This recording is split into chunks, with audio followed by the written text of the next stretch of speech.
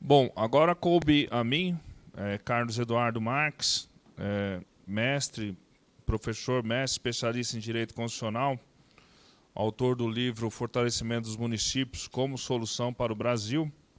Este ano aqui nós lançamos também, em breve, disponível o segundo livro, O Desafio dos Municípios Brasileiros ante ao princípio da dignidade humana, por meio da prestação de serviços públicos eficientes, a falar sobre dignidade humana à luz da Constituição de 1988. Bom, a dignidade humana, muito embora esteja prevista na Constituição de 88, mas ela não começa por aí. Antes de Cristo, já na Grécia Antiga, Sócrates centra todo o seu trabalho na ideia de que o homem é um ser diferenciado por ter uma alma, o que possibilita pensar e querer.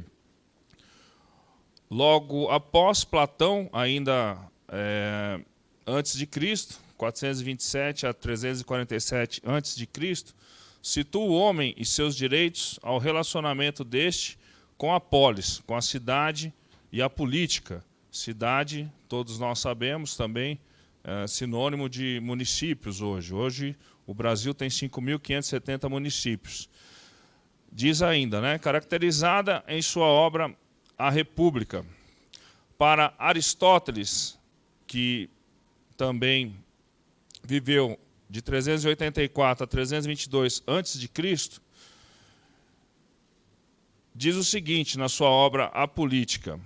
Ele esculpia o seguinte: o Estado é uma união de famílias, não apenas para viver, mas para viver bem. O fim do Estado é a propriedade da vida. Na sua obra A Política, também associou o conceito de dignidade humana com o homem, sendo feliz novamente em sua polis, ou seja, em sua cidade.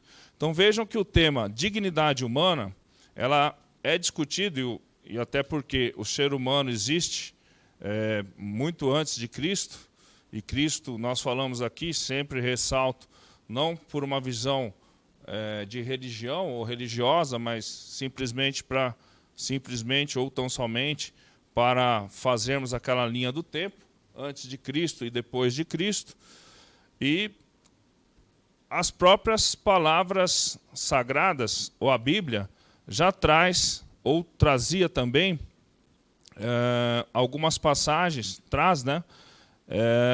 falando sobre dignidade humana.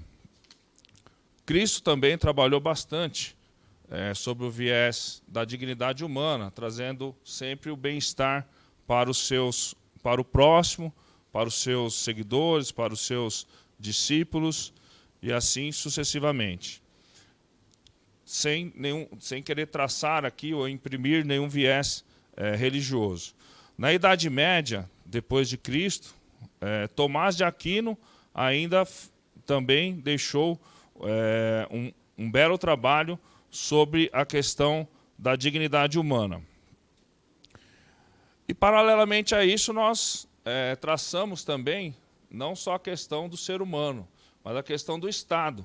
O ser humano sempre viveu em polis, em cidades, em aglomerações, em vilas, só que naquela época, até mesmo antes de Cristo, ou pós a vida de Cristo, ou a morte de Cristo, o papel do Estado era o quê?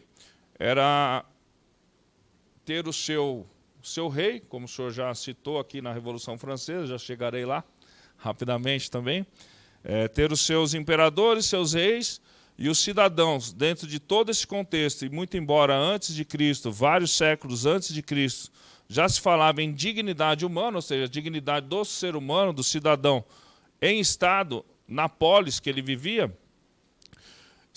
se enfrentavam essas amarguras ou agruras que o próprio poder do Estado impunha aos cidadãos da época. Ou seja, nós tínhamos o clero, a nobreza, o governo, os imperadores e os cidadãos sendo devastados de todos os seus bens para manter todo o luxo dessas classes dominantes. Rapidamente, logo após a Idade Média, chegamos, então, no século XVIII, à Revolução Francesa, com o professor Luiz já fez uma bela explanação, mas para constar, mais uma vez, esse contexto histórico, onde imperava na França o rei Luís XIV, e a França vivia em uma extrema penúria, do ponto de vista social. E nos grandes palácios, os reis, a nobreza e o clero não faziam nada, faziam festas, joguetes, tramas, o dia e noites. E todos esses banquetes, todos esses luxos e luxúrias, né? Luxos e luxúrias, né? Bancadas pelos plebeus, né? Que, num determinado momento histórico, uniu-se à burguesia, uma classe social que começou a ascender na França, porém também acharcada pela vasta carga tributária que o Estado já impunha a todos os seus cidadãos. Com a burguesia não foi diferente. Eclode, então, a Revolução Francesa, no século XVIII, em 1789, que culminou, como o senhor já disse, na decapitação do rei Luís XIV e de sua esposa. De lá, aconteceram vários outros fatos históricos, e depois da Primeira e Segunda Guerra Mundial, onde a população mundial viu o potencial destrutivo que o próprio ser humano pode trazer ao seu semelhante, nós tivemos outros tratados, de modo que podemos citar, dentre muitos, a Declaração Universal dos Direitos Humanos, conhecido como DUD, né? Se pegarmos as iniciais, aprovada em 1948 pela Assembleia Geral das Nações Unidas. No seu preâmbulo, sem querer repeti-lo totalmente, diz o seguinte: considerando que o reconhecimento da dignidade inerente a todos os membros da família humana e de seus direitos iguais e inalienáveis constitui o fundamento da liberdade, da justiça e da paz no mundo. Continua, considerando que as Nações Unidas reafirmaram na Carta sua fé nos direitos fundamentais do homem, na dignidade e valor da pessoa humana. Então, veja, um documento trazendo, agora mais recentemente, em 1948, a questão da dignidade humana e dos direitos e paz mundial. Após isso, em 1969, podemos citar a Convenção Americana sobre os Direitos Humanos, também muito citada e aclamada nos meios jurídicos, acadêmicos, sociais e que estudam os direitos humanos e a dignidade humana. E a partir do século XX, esse conceito de dignidade humana começou a ser repetido por várias vezes em muitas constituições de nações mundiais, como a mexicana, a nação italiana, a alemã. E Constituição, como todos sabem, e aí vem paralelamente o movimento do constitucionalismo, onde a Constituição, se imaginarmos uma pirâmide, ela se encontra no topo da pirâmide, sendo a maior das leis, ou dentro da hierarquia das leis, ela traça todos os princípios, inclusive de liberdade de expressão, de imprensa e etc., né, professor Luiz? E dá todo o arcabouço jurídico para o ordenamento de um Estado. Por esse movimento, ficou estabelecido que o Estado, e podemos chamar aqui como país, muito embora saibamos que tenha uma diferenciação técnica para nós do direito, mas para os nossos telespectadores entenderem melhor, para outros estados reconhecerem outros estados também como soberanos, essa Constituição tinha que ter no mínimo 2 capítulos. Um para a separação do poder, e isso vem das ideias de Montesquieu, Locke e etc., como o senhor brilhantemente citou, da Revolução Francesa, inclusive para fazer o sistema de freios e contrapesos, ou checks and balance, como diz a doutrina norte-americana, e um outro capítulo único e exclusivo para os direitos e garantias fundamentais. No nosso caso, da Constituição de 1988, e aí eu já pulo, faço um salto histórico da questão do período ditatorial, como muito bem o senhor também explanou aqui para nós, né? E já caio aqui na Constituição promulgada em 5 de outubro de 1988. Constituição essa chamada por Ulisses Guimarães como Constituição Cidadã. E nós temos, na nossa Constituição de 1988, além do artigo 2º, que traz a separação do poder, o outro requisito, que é o artigo 5º, com 78 incisos. Ele não é exaustivo. Nós encontramos outros direitos e garantias fundamentais no decorrer da Constituição Federal, mas emblematicamente, como direitos e garantias fundamentais para nós ou para os cidadãos brasileiros, nós temos o artigo 5º. Inclusive, a questão da dignidade humana, na nossa atual Constituição, vem previsto no artigo 1º, inciso 3º da Constituição.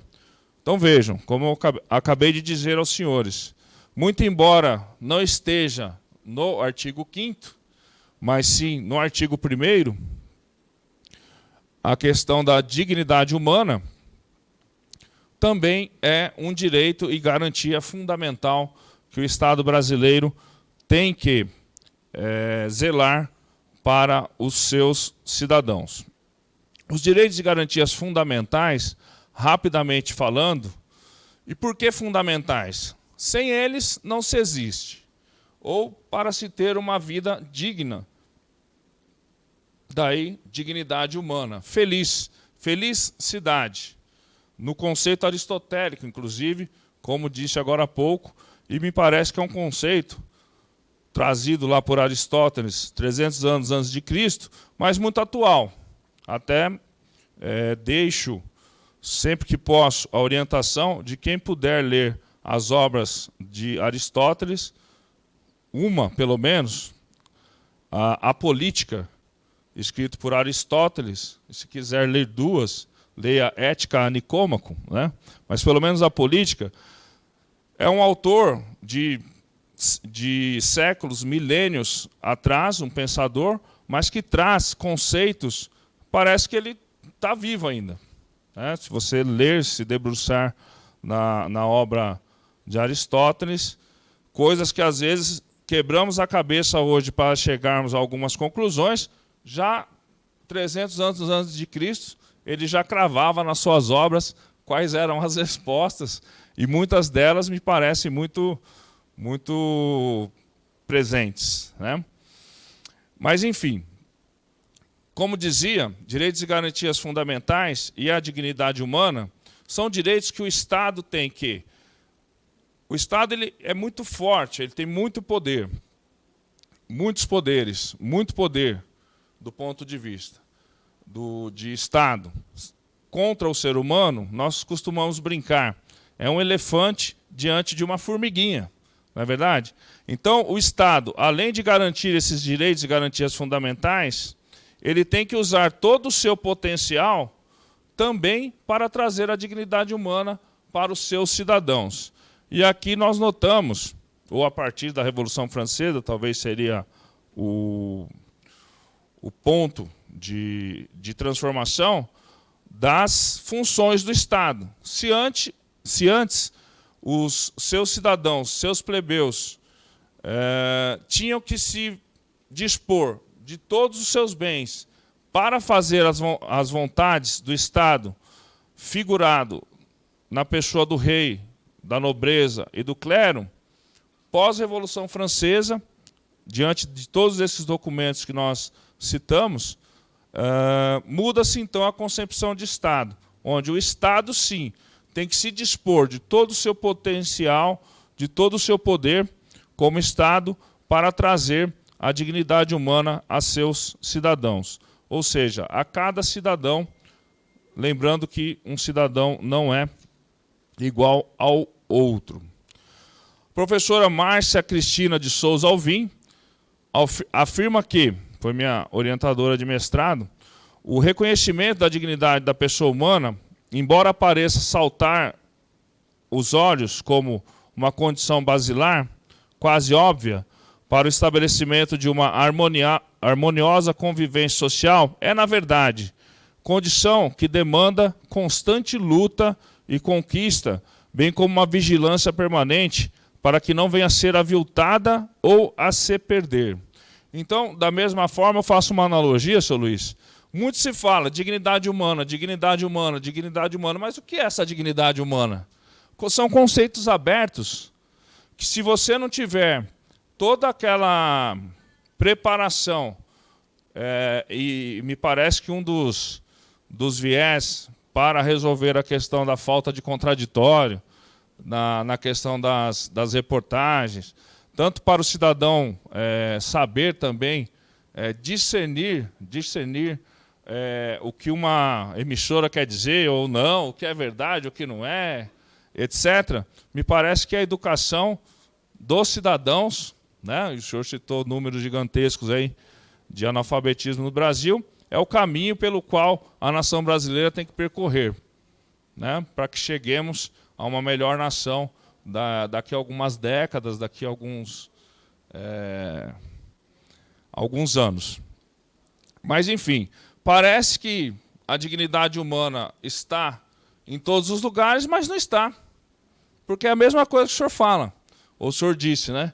Faz uma reportagem, quer falar bem, né? Não, trouxemos dignidade humana, etc, etc, etc. Mas se você der o contraditório, muitas vezes, para a pessoa, para o cidadão individualmente, que em tese teria recebido aquela dignidade humana, pode ser que a resposta dele fale, não, aqui não vejo dignidade humana. Porque acontece isso, aquilo, ou deixa de acontecer, ou o Estado não está presente, né? E assim sucessivamente. E só terminando aqui, eu vejo que os colegas estão inquietos, eles querem falar, né? Os advogados gostam de falar bastante, né? E não estão deixando vocês falar, né? Já está tarde. Mas o indivíduo, para ele ter a dignidade humana plena, segundo Ana Cândida da Cunha Ferraz,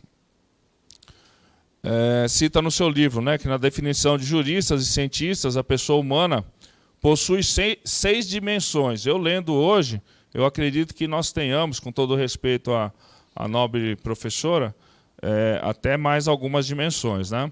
Então, o Estado tem que dar condições aos seus cidadãos de desenvolvimento ético, político, religioso, científico, econômico, artístico, e todos esses vieses são interpenetráveis, né?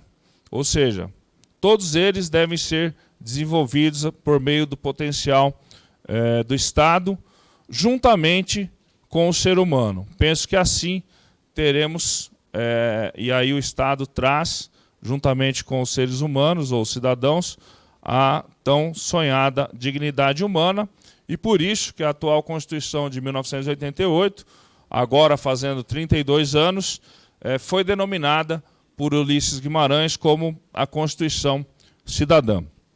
Eu também teria mais umas 3 horas de fala aqui, professor, mas